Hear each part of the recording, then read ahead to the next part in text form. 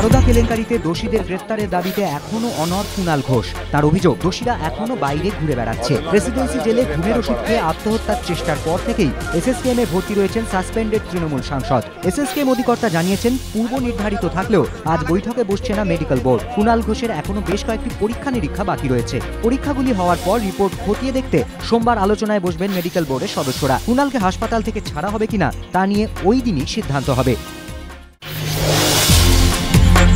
বড়সড় নাশকতা ঘটাতে ভারত পাক সীমান্তে 132 জন জঙ্গি মোতায়েন করেছে তেহরিক-ই-তালিবান। 22টি দলে 6 জন করে জঙ্গি রয়েছে। বিএসএফ রিপোর্টে চাঞ্চল্যকর দাবি, ভারত পাক সীমান্তে কড়া সতর্কতা জারি হয়েছে।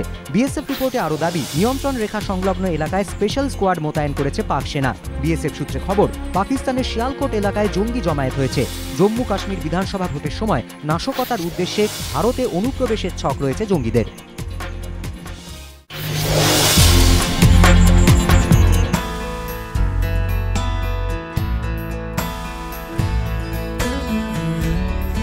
Envisioning Asians Delta in the Age of Satellite।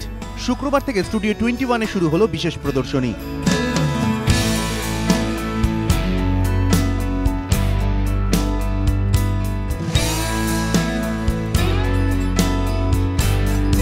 Bharat ও চীনের প্রধান দুই নদীর বদ্বীপ অঞ্চলের পরিবেশ এবং ভূমিচিত্র কিভাবে মানুষের সভ্যতার বিকাশের সঙ্গে পরিবর্তনশীল এবং তা কিভাবে পাল্টে দিচ্ছে বদ্বীপ সংলগ্ন শহরের মানচিত্র, তাই উঠে এসেছে প্রদর্শনীতে।